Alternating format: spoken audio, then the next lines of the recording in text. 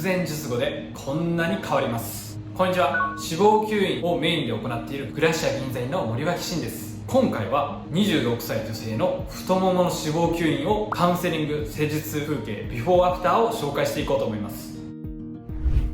まず太ももの脂肪吸引の概要について説明していこうと思います。太ももの脂肪吸引は脂肪吸引の中でも特に人気の施術で、例えば太ももの内ももの部分の厚みが気になるとか、外の張り出しが気になるなどのお悩みの方にとても人気の施術になっています。イメージとしては、なるべく太ももをまっすぐ直線にするイメージで行い、触った時の厚み感もなくす感じにとります。また太ももの脂肪吸引に関しては、たるみなどはあまり術後に気になる人は少なくて、しっかり取ってあげても大丈夫な部位になります。太ももの脂肪吸引は一般的に脂肪量が多い部位で 1000cc、 多くて 4000cc 取れたりします。部位としては内もも、外もも、後ろ、前の4部位が全周になりますね。また太ももの脂肪に関しては脂肪幹細胞がリッチな脂肪と言われており、一般的に取った脂肪を注入した時の定着率がいい部位とされています。なので太ももの脂肪吸引をすると同時に、例えば胸に入れたりとか額に入れたりするっていうのは一般的に多く行われている施術です。他にも最近だとお尻に入れてあげることで太ももをスリムにして、例えば日本人はお尻の形後ろから見たら台形になってるんですけど、それを丸くするっていう施術もとても人気の施術になっています。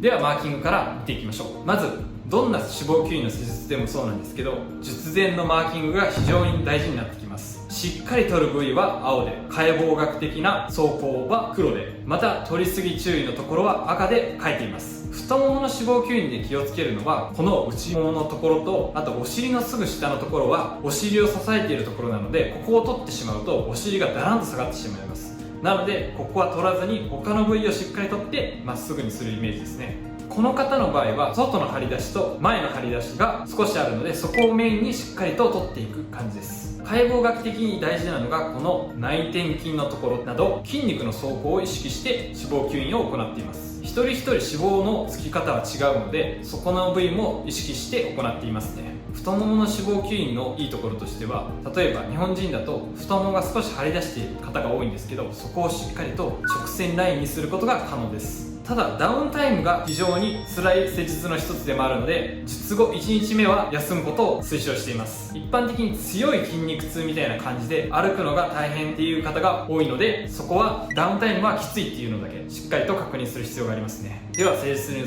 ていきます。まずはどこの部位でもそうなんですけど、中目線滴をしっかり巻くというのが大事になってきます。この太ももの脂肪吸引ですけど、中目線滴を正確に脂肪層に巻くのが一番大事です。脂肪層に適切に巻かないと他の部位、組織を傷つけたりして出血の原因になったりするので、この作業が脂肪吸引の中でも重要な指標の一つになってきますね。大体片側前だけだと 700cc ぐらい巻くことが多いですが、その人の脂肪量や体格によって変えています。しっかりと脂肪層は浅い層と深い層があるので、両方に巻いていきながら脂肪の麻酔をかけています。この締め線滴に麻酔薬と止血薬が入っているので、出血予防と痛み止めになりますね。本当にこれは大事な作業です。よく二の腕の脂肪吸引なので、この中目線滴を使わずに針で行っているところもありますが、結構その場合ボコつきの原因になったりするので、しっかりと脂肪吸引の時には中目線滴を正しい脂肪層に均一に巻いて均一に吸引するところで行うのがいいと思いますね。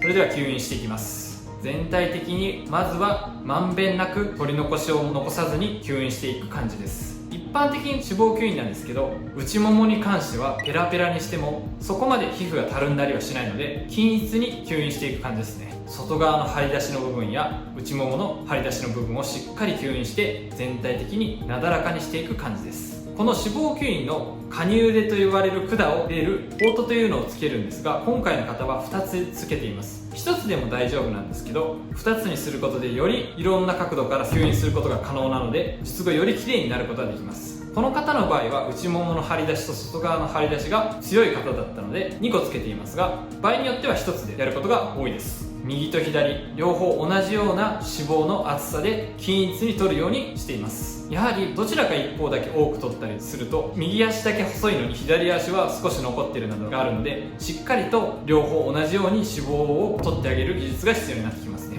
そのためにも正しく脂肪層に中目線滴を巻いて正しい層で吸引してあげる技術が必要になってきます。しっかりと左手で脂肪を押さえて脂肪層を確認しながら吸引していきますね。これは裏ですね。裏も同様に中名セント液を巻いて吸引していきます。大体中名セント液、表も片側700、裏も片側700なので合計 2800cc ずつ入れています。なのでやはり術後体のバランスとしては血液が薄まるので貧血が進んだりする可能性はあります。なので術前に血液検査をして、例えば貧血傾向がないかとか出血傾向がないかとかをしっかり確認するのは必要な作業になってきますね。また脂肪を1リットル吸うとヘモグロビンという貧血の値が1下がると言われているので、もししっかり吸引ができて 3000cc、4000cc 取れて出血も少し多い場合には点滴に鉄剤を混ぜたりして対応しています。ベーザーですね。しっかりベーザーを脂肪層にかけることによって脂肪を乳化することができます。そうすることによって吸引するときにボコつきを減らしたりとか、あと出血を減らしたり、あとは皮膚のタイトニング効果といって術後に皮膚がたるむのを少し軽減してくれる作用もあります。裏も同様に吸引していきますね。裏なんですけど、先ほど言ったようにこのお尻のすぐ下のところはあえて吸わないようにしています。吸ってもほんの少しですね。理由は先ほど言ったようにお尻を支える組織になっているので、ここの脂肪を取ってしまうとお尻がだらんと下がってボディがあまり綺麗なフォルムにはならないです。なのでここはあえて残して他の部位でボディを整えるイメージですね。ただ外側の部分と内側の部分はしっかりとるので見た時に綺麗には見えます。ひたすらこうやって脂肪を吸っていくイメージですね。こちらが太もも脂肪吸引の術前と1ヶ月後のビフォーアフターです。かなり内ももの部分がすっきりして外側の張り出しもなくなっており、全体として綺麗なバランスのいい太ももになっているのが分かると思います。まだ1ヶ月なのでここからよりさらに細く綺麗なシルエットになっていきます。こう見るとやはり太ももの脂肪吸引かなりいい施術だというのが分かると思います。注意点としてはやはり太ももの脂肪吸引はダウンタイムが長い、ダウンタイムがきついというのを施術を受けられた方が言われることが多いです。本当に太ももの脂肪吸引は脂肪吸引の中でもダウンタイムが強い部位なので、術後2日か3日は歩くのが大変だということが多いと思います。さらに内出血も全体的に出てむくみなども強いので、やはり2週間ぐらいは腫れと内出血、むくみっていうのは出ると思って過ごしてもらった方がいいですね。あとは拘縮ですね。拘縮が1ヶ月後がピークで、そこからだんだん落ち着いて3から6ヶ月でなくなって完成となります。ただダウンタイムが多い分劇的なビフォーアフターを望める施術になるので、太ももの脂肪吸引はかなりいい施術だと思います。そして太ももの脂肪吸引と同時に例えば胸に入れたりとかお尻に入れたりすることで全体のボディバランスを整える